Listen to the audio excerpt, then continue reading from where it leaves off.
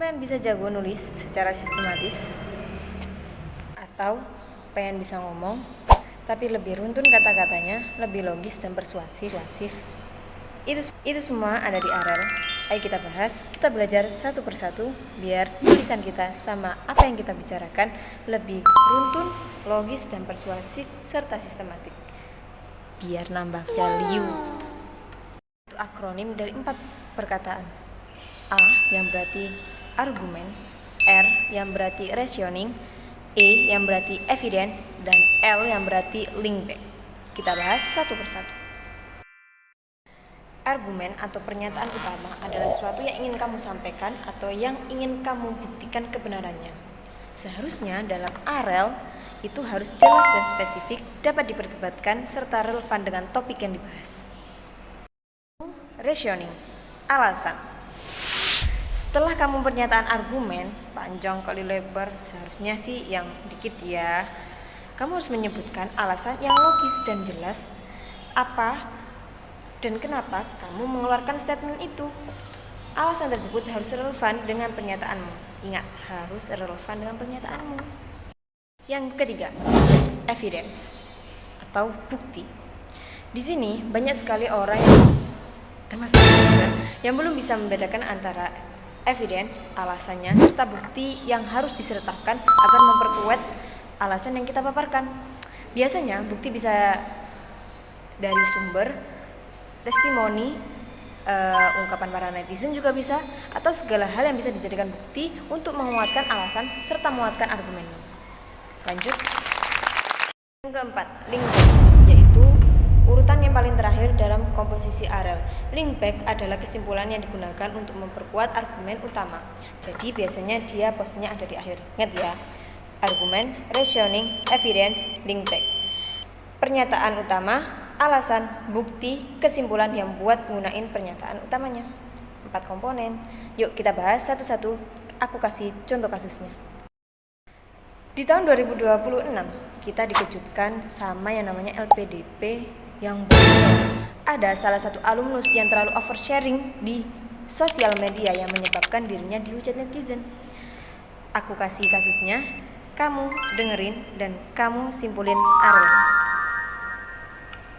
Seperti yang kalian lihat di atas, kita akan pakai artikel yang dicantumin di Mojok. Mahasiswa KIP kuliah ikut dihujat imbas oknum yang foya-foya pakai duit beasiswa, padahal beneran hidup susah hingga rela makan sampah di kos.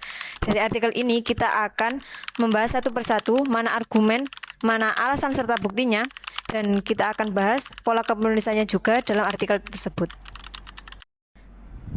Seperti yang kita lihat, opening dari penulis menyatakan asal-usul kenapa penerima beasiswa termasuknya KIP ikut kena imbas hujatan. Di sini disebutkan bahwasannya adanya amarah publik yang meledak sebab viralnya kasus alumnus LPDP yang menyatakan kesenangannya ketika menjadi warga WNA.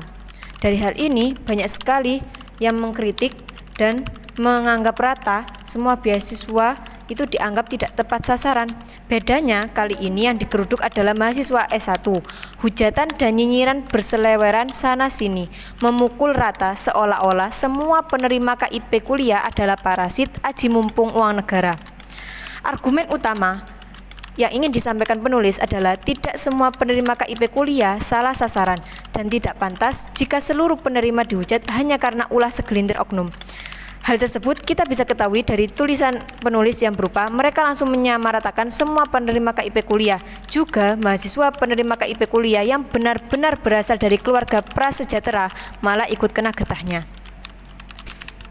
Memaparkan argumen, reasoning atau alasan, penulis menunjukkan evidence-nya atau bukti untuk memperkuat dan mendukung argumen yang telah dipaparkan, yakni ada liputan dari kisahnya Anggriani dan kisah Maria yang secara langsung diliput oleh penulis, di mana kisah Anggriani seorang dari salah satu mahasiswa penerima beasiswa KIP kuliah yang harus rela freelance setiap minggunya demi bisa makan. Yang kedua, ada kisah Mbak Maria yang mengais nasi sisa seminar dari tempat sampah demi bisa bertahan hidup. Padahal pada fakta sosialnya ada penerima KIP kuliah yang masih suka menggenggam iPhone ataupun masih suka pergi ke dugem. Pernyataan penulis mengenai hal ini dijadikan penulis sebagai evidence atau menunjukkan pada bukti untuk memperkuat argumen yang telah dipaparkan penulis. Selanjutnya, setelah menyatakan argumen dari penulis yang menyatakan bahwasanya mahasiswa KIP kuliah secara rata dihujat netizen gara-gara seperti halnya dianggap aji mumpung uang negara. Argumen ini dikuatkan oleh penulis dengan reasoning atau alasan yang dia paparkan, seperti ini. Dalam tulisannya, dia mengakui bahwasanya sistem verifikasi yang masih banyak celahnya. Kuota surveyor dari kampus biasanya tidak sebanding dengan jumlah pendaftar. Ada oknum yang pintar memanipulasi berkas birokrasi ini bisa lolos dengan mudah. Semua ini adalah penalaran penulis yang mengajak kita mengetahui bahwasanya kenapa argumen serta klaim penulis menunjukkan adanya hujatan kepada mahasiswa, karena alasan yang menunjukkan celahnya surveyor dalam meneliti pendaftar KIP kuliah. Selanjutnya, kita bahas poin yang keempat, yaitu link back atau kesimpulan akhir dari argumen yang telah dipaparkan. Dalam tulisan ini, link back-nya berada pada bagian akhir, yakni tulisan, di dalam kamar kos yang sempit, nasi sisa dari tempat sampah tersebut mereka telan sambil menahan tangis demi meredam lapar. Maknanya dari kata-kata ini, penulis ingin menunjukkan bahwasanya masih banyak mahasiswa miskin yang benar-benar membutuhkan bantuan, serta tidak serta-merta seluruh penerima beasiswa KIP itu salah dalam menggunakan uang beasiswanya.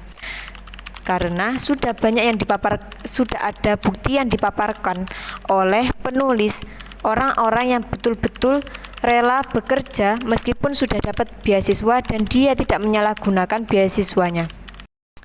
Setelah mengetahui argumen, reasoning, evidence, serta link back, jadinya kita bisa mencontoh dari tulisan seperti ini bahwasanya setelah argumen harus dipaparkan reasoning alasan sebagai pendukung, juga disertakan bukti untuk menguatkan argumen yang telah dipaparkan.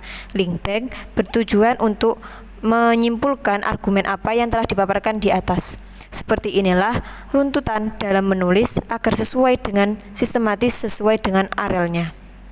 Setelah mengetahui argumen, reasoning, serta evidence dan link back yang telah dipaparkan di tulisannya penulis, kita harus tahu juga pola kepenulisan yang dipakai oleh penulis. Pola seperti ini biasanya lebih ke pola fenomena viral dan isu sosial, di mana opening dari artikel ini, yakni adanya isu LPDP yang viral, kemudian digeser ke mahasiswa KIP kuliah. Jadi kita harus dalam penulisan kita harus mulai dari arelnya terlebih dahulu, kemudian pola kepenulisan yang kita pakai. 6 langkah kepenulis esai dengan yang baik dan yang benar ini. Aku kasih tahu langkah-langkahnya. Dari infografis yang udah aku paparin, di sini yang pertama tentunya tentukan topik dan gagasan utama. Kamu bisa mengangkat kasus dan kamu bisa membaca dari referensi-referensi yang ada. Bisa dari sosial media, bisa dari jurnal ataupun artikel. Yang kedua, tetapkan tema dan tujuan. Pilih tema yang dikuasai agar penyajian tulisan lebih luas dan mendalam. Jadi tema apa dulu ini yang lebih kamu kuasai dan lebih kamu dalami di lapangan. Seperti halnya kemarin, ada kenapa aku membuat atau mengangkat tema beasiswa, karena aku termasuk mahasiswa yang menerima beasiswa. Yang ketiga, susun kerangka outline-nya. Petakan gagasan dalam bentuk daftar atau diagram alir berdasarkan referensi kuat. Lah, ini maksudnya adalah kamu harus menentukan poinnya terlebih dahulu. Poin apa yang ingin kamu bahas? Kemudian munculkanlah pertanyaan dan setiap dari poin yang ingin kamu bahas cantumkan dalam kerangka arel.